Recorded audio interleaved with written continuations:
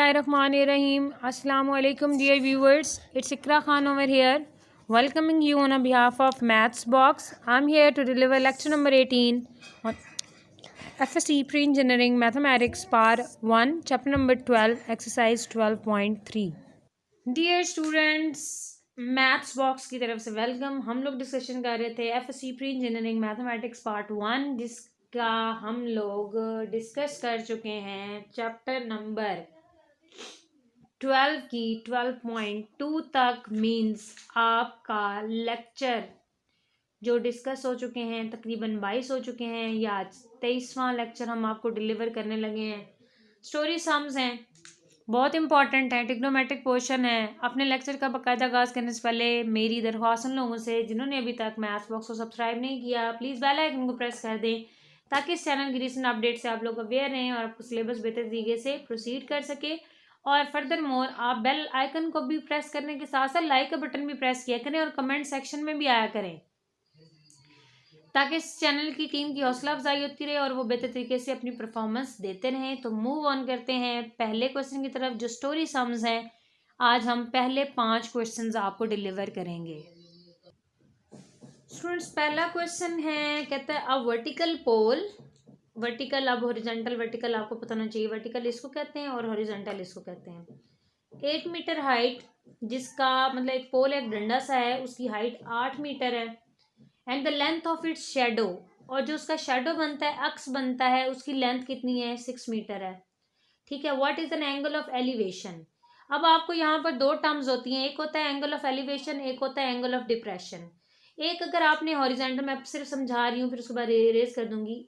ये आपके पास कोई हॉरिजॉन्टल लाइन है, अगर तो आपने यहाँ से खड़े होकर कोई चीज इसके ऊपर देखनी है तो यहाँ से इस टॉप वाले पॉइंट तक जो एंगल बनाएगी इस हॉरिजॉन्टल लाइन तक, इसको एंगल ऑफ एलिवेशन कहते हैं।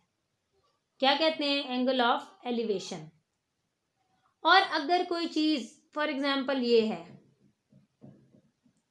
यहां से ये हॉरिजॉन्टल लाइन है, आपने ऊपर से नीचे एंगल देखना है तो उसको एंगल ऑफ डिप्रेशन कहते हैं। मतलब जब आप एक जगह पर खड़े होते हैं तो अगर आपने किसी चीज को ऊपर देखा है तो वो एंगल ऑफ एलिवेशन होगा, और अगर आप किसी चीज को उस पॉइंट से नीचे देखते हैं तो एंगल ऑफ डिप्रेशन होगा।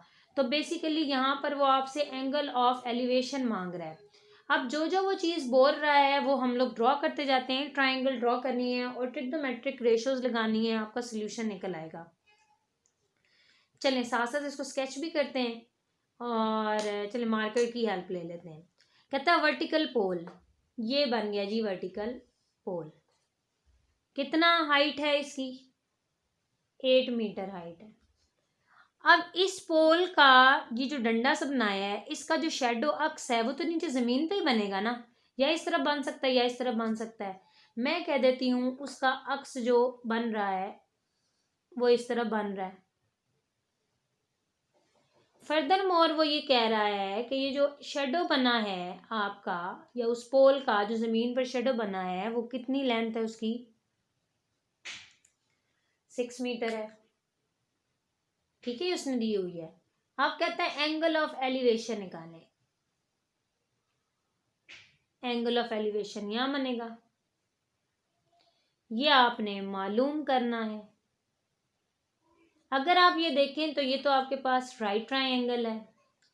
राइट ट्राइंगल है तो इस पर तो आप रेशियोज निकाल सकते हैं। बेसिकली ये सन था, यहाँ पर ना उसने सूरज सा बनाया हुआ था, हम चले बना देते हैं आपके लिए। ठीक है। कहता क्या है कि आपने बेसिकली ये थीटा निकालना है। अब आपको बहुत अच्छी तरीके से पता है, कल हम लोगों ने डिस्कशन की थी कि वो लाइन राइट ट्राइंगल की जिस पर 2 एंगल मौजूद हों वो बेस होती है, जो 90 के बिल्कुल साथ होती है वो परपेंडिकुलर होती है, और जो 90 के बिल्कुल सामने होती है वो हाइपोटेन्यूज होती है। यहां पर हम लगा रहे हैं रेशो। रेशो कौन सी लगाएंगे? जिसमें आपका परपेंडिकुलर और बेस इस्तेमाल हो रही हो। वो रेशो आपके पास क्या है? tan थीटा है। tan थीटा परपेंडिकुलर 8 है बेस आपके पास 6 है, कैंसलाइजेशन के बाद ये आपको देगा 1.33, डिवीजन कर ली, यहाँ पर है tan थीटा। आपने tan थीटा नहीं निकालना है, आपने खाली थीटा निकालना है, तो दूसरी तरफ tan ले जाएं, tan इनवर्स 1.33। प्रीवियस लेक्चर्स में हम आपको tan इनवर्स लेना सिखा चुके हैं। कैलकुलेटर पर शिफ्ट tan इनवर्स 1.33 प्रेस करेंगे, आपको आंसर मिलेगा। डिग्री का बटन दबाएंगे तो आपको मिलेगा answer 53 degree 7 minutes 48 seconds. Question number 2 की तरफ मूव करते हैं। तो क्वेश्चन नंबर 2 आपके पास क्या कहता है? वो कहता है a man 18 decimetre tall observes that the angle of elevation of the top of the tree at a distance of 12 metre from him is 32 degree. What is the height of tree? कि एक आदमी है, ठीक है, for example हम कह देते हैं कि यहाँ आदमी है, वो क्या करता है, एक ट्री के साथ, ये ट्री है और वो कहता है ये ट्री है और ये आदमी है, ठीक है, और कहता है अ मैन 18 डेसीमीटर टॉल, कि एक आदमी है जिसकी हाइट कितनी है आपके पास 18 डेसीमीटर। मतलब ये मैंने बंदा ड्रॉ कर दिया है, ये आदमी है और इसकी जो हाइट है आपके पास वो उसने बोल दिया 18 डेसीमीटर है, और ये वो आपको कहता है कि एक ट्री है, ठीक है, ये ड्रॉ हो गया। कहता है the angle of elevation of the top of the tree, ये टॉप ऑफ द ट्री है, इसका जो एंगल बनेगा at a distance of 12 metre from him, उस दरख्त का जो इस आदमी से कितने फासले पर है, ये इस आदमी से, इसको अगर मैं सही तरीके से ड्रॉ कर लूं,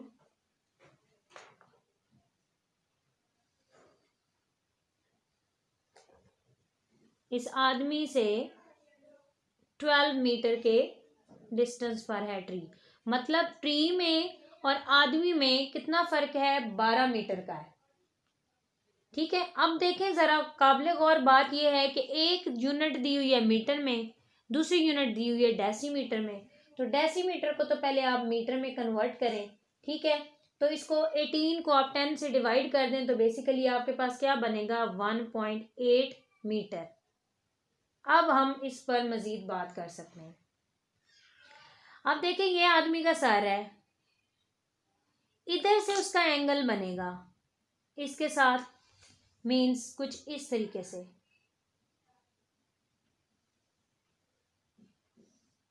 ये टॉप ऑफ ट्री था ना, टॉप ऑफ ट्री था, ये आदमी का सर था, एंगल ऑफ एलिवेशन यहां से बना, इसको मैं ऐसे कर देती, ये एंगल यहां पर उसने बोला हुआ है आपको कि थीटा कितना है, 32 डिग्री। अब वो आपको क्या कह रहा है कि आपने बेसिकली क्या निकालना है, आपने उस ट्री की हाइट निकालनी है, उस ट्री की क्या निकालनी है, हाइट। मैं इस ट्री की हाइट को एच का नेम देने लगी। अब मैं यहां पर दो काम करूंगी, एक तो ये कि ये अगर 1.8 है आदमी की हाइट, तो इस तरफ आपकी हाइट चेंज तो नहीं होगी, वो भी उतनी रहेगी। मतलब इस एच का जो यहां तक डिस्टेंस है वो ऑलरेडी मुझे उसने दे रखा है, वो कितना है, 1.8 मीटर्स। अब रह क्या गया मेरे पास, मेरे पास ये वाला पोर्शन रह गया जिसको मैं एक्स का नेम दे रही हूं, ये वाला पोर्शन मेरे पास बच गया। अगर मैं किसी तरीके से ये एक्स वाला पोर्शन निकाल लूं तो मेरे पास क्या हो जाएगा, मैं उस x में 1.8 ऐड करूंगी तो पूरे ट्री की लेंथ मेरे पास आ जाएगी। अब इधर एक और बात भी गौर करने वाली ये है कि अगर आदमी में और उस ट्री में 12 मीटर का फासला था, तो अगर ये 12 है तो ये भी 12 होगा। ये जो डॉटेड लाइन मैंने लगाई है ये भी 12 होगी। अब ऊपर तो आपके पास राइट ट्रायंगल बन चुकी है। राइट ट्रायंगल में आपने ये परपेंडिकुलर निकालना है बेस को इस्तेमाल करते हुए। तो बहुत सिंपल है, आप फार्मूला लगाएंगे tan का, लेकिन tan अब थीटा की जगह 32 आ जाएगा और परपेंडिकुलर की जगह आपके पास x आ चुका है और बेस में आपके पास 12 आ चुका है। tan जब आप 32 निकालेंगे वो बेसिकली आपके पास आ जाएगा 0.624, x बाय 12 हो जाएगा।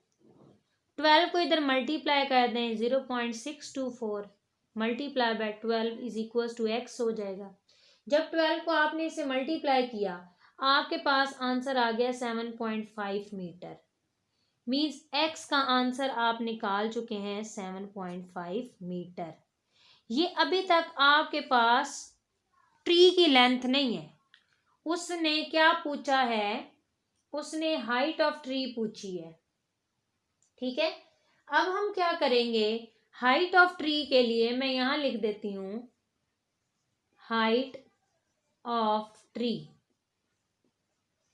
वो बेसिकली किसकी इक्वल है, इस x के और 1.8 के, x प्लस 1.8।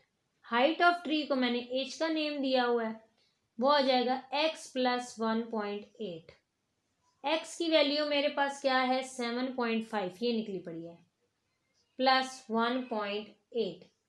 तो हाइट आपके पास क्या निकल आई ट्री की 9.3 मीटर्स। ये जो मीटर्स होता है ये साथ में लाजमन आपने लगाना होता है, अदरवाइज आपका हाफ मार्क डिडक्ट हो जाता है यूनिट का। तो ये आपने क्वेश्चन नंबर 2 को सॉल्व कर लिया है। मूव करते हैं ऑडियंस क्वेश्चन नंबर 3 की तरफ। स्टोरी सम्स जो होते हैं ना वो बहुत मज़े के होते हैं। थोड़ा सा डाटा आपने कलेक्ट करना होता है, बाकी फिर आप न्यूमेरिकल आसान तरीके से कर लेते हैं। कहता है top of cliff 8 metre high. एक जी आपके पास क्लिफ है, आप टावर कह सकते हैं इसको, कोई इशू नहीं है। कितनी लेंथ है, उसने खुद उसकी हाइट बताई हुई है कि 80 मीटर है। कितने मीटर है, 80 मीटर है। कहता है the angle of depression. Angle of depression आपको पता है कि ऊपर से नीचे की तरफ बनता है, डिप्रेशन ऊपर से नीचे की तरफ। Of a boat is, boat यहां पर कोई कश्ती है, यहां पर आपके पास कोई कश्ती मौजूद है। तो वो कहता है कि जो उसका एंगल ऑफ डिप्रेशन बना है, मैं यहां पर बनाने की कोशिश करती हूँ अगर बन जाए सर। एंगल ऑफ डिप्रेशन ऊपर से नीचे बनता है।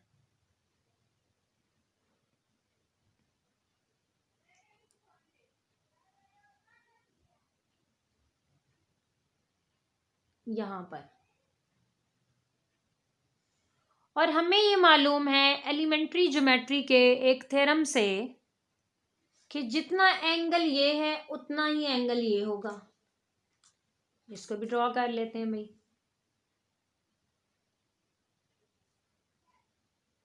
मीन्स यहां पर भी एंगल कितना है, ये अगर एंगल ऑफ डिप्रेशन उसने बोला हुआ है 12 डिग्री है, तो यहाँ पर भी जो थीटा बनेगा वो कितना बनेगा 12 डिग्री ही बनेगा। यहाँ पर एंगल 90 हो गया। अब वो आपको क्या कहता है, हाउ फार, कितना दूर है, इज द बोट, कश्ती। ये कश्ती है भाई, यहाँ पर हमने कश्ती बनाई हुई थी, चले हम बना लेते हैं। यहाँ पर ये आपकी बोट हो गई, ठीक है। ये कितनी दूर है क्लिफ से, ये आपके पास क्लिफ है, मींस आपको कहता है कि ये मालूम करें। बहुत सिंपल है। आपके चले, कश्ती मेरी पहले भी एक लेक्चर में नहीं सही बनी थी, अब सही है। बस आपने कह देना कि कश्ती है, आपने ये अज्यूम कर लेना है कि ये कश्ती ही है, दिस इज बोट, ठीक है। अब क्या करना है कि आपने ये बेस निकालें, क्योंकि बेस है परपेंडिकुलर। परपेंडिकुलर और बेस का फार्मूला ऑब्वियसली ये तीसरा क्वेश्चन है, tan ऑफ थीटा लगता है। tan ऑफ 12 डिग्री 80/x हो जाएगा। tan ऑफ 12 डिग्री आपके पास होता है 0.2125। 80x को उधर ले जाएं, 80 को डिवाइड कर दें 0.2125 से, तो x आपके पास कितना आ जाएगा? x विल बी 376.37 और यूनिट क्या आएगी इसके साथ? मीटर। तो ये आपके पास क्वेश्चन नंबर 3 था। क्वेश्चन नंबर 4 की तरफ अगर मूव करें तो वो कहता है आ लैडर, मतलब एक सीढ़ी है आपके पास, leaning against a vertical wall, जो एक टिकी हुई है एक वर्टिकल वॉल के साथ, ठीक है। An angle of 20 makes an angle of 25 with wall, wall के साथ वो एंगल कितना बनाती है? 24 डिग्री, ठीक है। उसके बाद its foot is 5 metre from the wall, जो सीढ़ी का पाया है वो वॉल से 5 मीटर के फासले पर है। फाइंड इट्स लेंथ, मतलब सीढ़ी की आप लेंथ मालूम करें। बहुत सिंपल है, ये जी आपके पास वर्टिकल वॉल है, ठीक है। वर्टिकल ये वॉल होगी, तो सीढ़ी इसके साथ ऐसे ही लगती है ना दीवार के साथ, तो ये आपकी तिरछी क्या बन गई? सीढ़ी बन गई, ठीक है। अब वो कहता है आपके पास कि वर्टिकल वॉल के साथ जो एंगल बनाती है वो कितना बनाती है? वो 24 डिग्री। जो ऊपर एंगल बनेगा वही यहाँ नीचे एंगल बनेगा, तो मैं इसको एक्सटेंड कर देती हूँ इस तरीके से। यहाँ पर एंगल आपका कितना बन गया? 24 डिग्री। यहाँ पर एंगल बन गया 90। अब वो कहता है इट्स फुट इज 5 मीटर, सीढ़ी का जो पांव है वो 5 मीटर दूर है, किससे? दीवार से। मतलब ये फुट और ये वॉल, इसके दरमियान में फासला कितना है? 5 metre. What is its length, सीढ़ी की लेंथ मालूम करें। सीढ़ी की लेंथ ये है, इस तरीके से सीढ़ी, ये सीढ़ी है ना, इसकी लेंथ मालूम करें। ये आपके पास x है। फिगर कंप्लीट होगी। अब क्या कहते हैं, आपको पता है ये राइट एंगल ट्राइंगल है, इसका क्या मतलब है? ये परपेंडिकुलर, ये बेस, ये हाइपोटेन्यूज। आपने एक ऐसी रेशो लगानी है जिसमें आपके पास क्या इस्तेमाल हो रहा? बेस और हाइपोटेन्यूज। तो हम लोग कॉस की रेशो लगा लेते हैं। Cos of 24 degree 5/x। जब कॉस 24 आप कैलकुलेटर से निकालेंगे तो आपके पास आ जाएगा 0.9135 is equal to 5/x। x को उधर मल्टीप्लाई कर दें, इसको उधर डिवाइड कर दें। 5 divided by 0.9135 is equals to, जब आप करेंगे तो आपके पास आएगा 5.47 मीटर्स। तो ये बेसिकली आपने उस सीढ़ी की लंबाई मालूम कर ली है, लेंथ ऑफ लैडर आपने निकाल ली है। स्टूडेंट्स मूव ऑन करते हैं आज के लास्ट क्वेश्चन की तरफ। कहता है a kite flying at the height of 67.2, कि आपके पास एक काइट है, पतंग है, मीन्स यहाँ पर कोई भी आपके पास आप काइट बना लें, ठीक है। ये आपके पास काइट है, ठीक है। और वो कहता है कि इस काइट की जो हाइट है बेसिकली वो कितनी है? वो आपके पास है 67.2 मीटर्स, कि जमीन से इतना ऊंचा ये उड़ रही है। Its attach to fully stretch string. अब देखें ये पतंग उड़ता है तो इसकी जो डोरी होती है वो हमेशा स्लैंट होती है, तिरछी होती है। तो वो डोरी यहाँ से जब हम अटैच करेंगे तो वो कुछ इस तरह की शेप देगी आपको। It will give the look like this, ठीक है। कैसे पतंग उड़ रही है। अच्छा, ये फुली स्ट्रेच्ड है। Is inclined at an angle 55, कि वो इंक्लाइंड हुई है कितने एंगल पर? 55 डिग्री पर। मीन्स यहाँ पर एंगल कितना है? 55 डिग्री। आगे क्या कहता है विद हॉरिजॉन्टल, वो 55 टू हॉरिजॉन्टल, ये हॉरिजॉन्टल था तो 55 डिग्री का एंगल बना हुआ है, ठीक है। उस थ्रेड का, उसका जो काइट है उसकी जो डोरी है वो हॉरिजॉन्टल लाइन के साथ जो एंगल बना रही है वो 55 डिग्री है। Find the length of string, length ये है, ये स्ट्रिंग है, मीन्स आपने इस एक्स को मालूम करना है। राइट ट्रायंगल आपके सामने बन चुकी है, आपने क्या करना है, वो रेशो उठानी है जिसमें आपके पास परपेंडिकुलर और हाइपोटेन्यूज यूज हो रहा हो, तो वो आपके पास साइन ऑफ 55 आ जाएगा, ठीक है। Sine of 55 67.2 by x. जब साइन 55 हम निकालेंगे तो वो आपके पास क्या निकलेगा, उसको चलो निकालने से पहले हम लोग 67 और साइन 55 को निकाल के हमने फौरन क्या कर दिया, डिवाइड भी कर दिया। 55 डिग्री आपके पास आ जाएगा 0.81915। जब आप इसको इस पर डिवाइड करेंगे तो you will get the answer 82.03 metre. तो ये आपके पास बेसिकली उस पतंग की जो डोरी है उसकी लेंथ होगी। तो ये 5 क्वेश्चन थे, ये लॉन्ग पॉइंट ऑफ व्यू से बहुत ज़्यादा इंपॉर्टेंट एक्सरसाइज है। हम स्टेप बाय स्टेप थोड़े थोड़े लेक्चर्स इस पे देते रहेंगे। डियर ऑडियंस, तो ये थी आपके पास exercise 12.3 from FSC pre engineering part 1। उम्मीद है आज का लेक्चर क्लियर हुआ होगा। प्लीज़ बेल आइकन को प्रेस करना मत भूलिएगा। अपना बहुत ज़्यादा ख्याल रखें, हमें दुआ में याद रखें। अल्लाह हाफिज़।